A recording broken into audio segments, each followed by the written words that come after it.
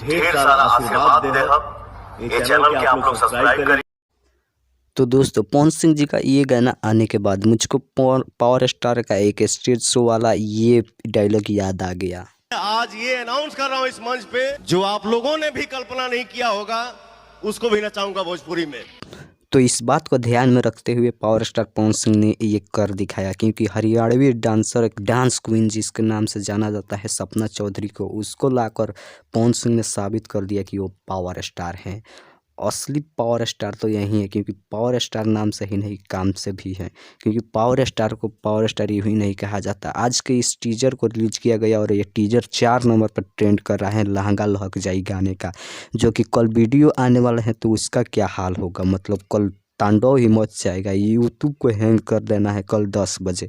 तो सभी फैंस पवन सिंह के तैयार रहिएगा, कल 10 बजे तांडव मचा के रख देना है, यूट्यूब को हैंग कर देना है।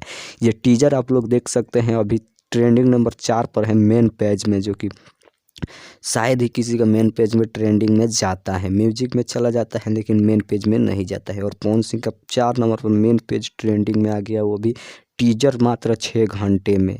तो आप लोग दबा के इस गाने को सुनिएगा, बहुत ही झकास गाना है। और इसका लिरिक्स की बात करें तो धीरज बबुआन गजब का लिखे हैं, जो कि आप लोग लुक भी देख सकते हैं इस गाने में पवन सिंह का कितना बवाल लुक आया है नज़र।